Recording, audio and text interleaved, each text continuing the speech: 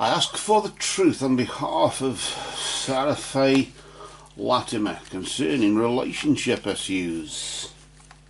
And I ask this in the name of truth, right conduct, peace, love and non-violence. Blessed be to the truth always. And we cut the deck for you there, Sarah, and move the cards just to the side here.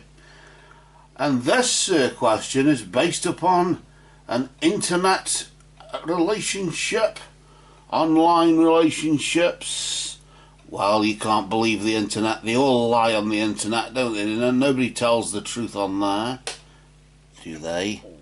Let's see what the truth is about this, if you could believe it.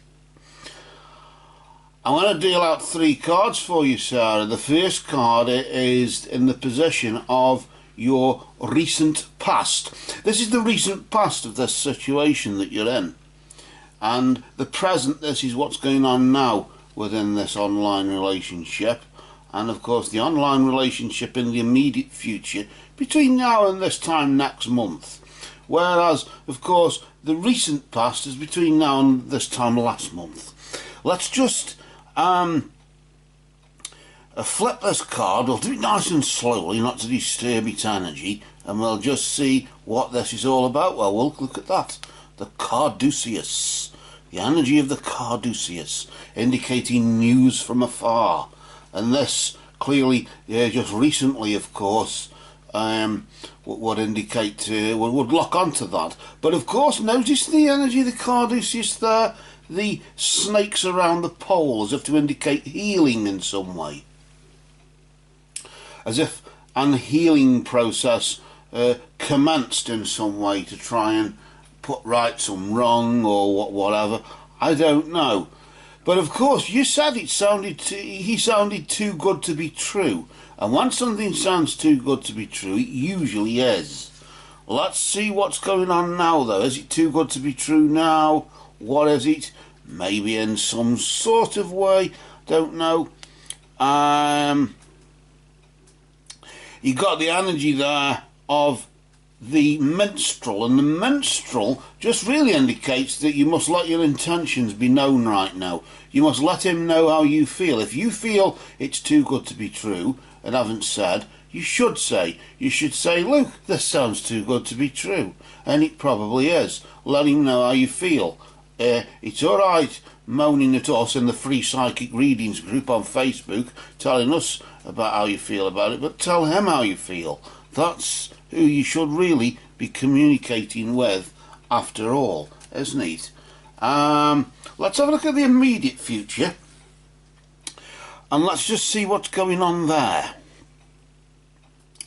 We'll slowly reveal this one. Notice there you've got the serpent, and the energy of the serpent just indicating that a sly and subtle approach is going to be needed here. Maybe other than dotting the I's and crossing the T's and checking up on somebody, but making sure that you can see them but they can't see you. You're going to have to be a bit, like I say, a bit crafty here, and just make sure that whatever it is, just say, well, does that appear right? Does that sound right? Already you've observed that something seems too good to be true. What else is the funny going on? But don't tell him and say, well, it seems too good to be true. Yes, okay, tell him. But tell him what you want from this, what your intentions are, what you want to do about it. Well, it sounds too good to be true, and I'd rather we call a break on it, or it sounds too good to be true, but I want to give you just a bit more time just to see what's going on. I'll give you another chance, or I want to. I don't know.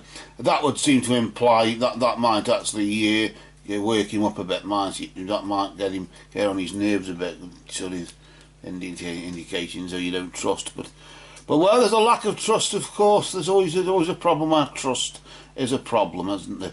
Of course there's a problem where trust is a problem. I mean, there's always a problem where thirst is a problem when I haven't had a cup of coffee.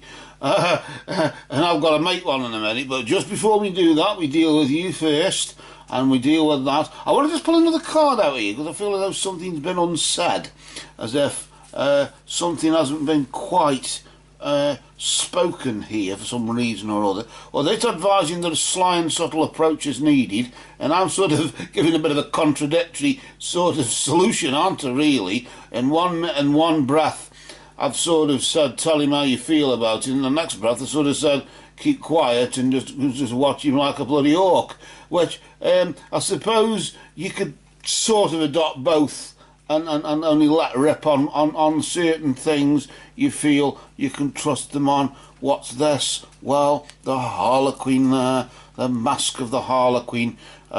Just beware that around about August, I suppose, really, your true feelings will be masked. So right now, you've got to let your feelings be known, let your intentions be known anyway. Let your intentions be known right now, because let your intentions be known right now, because although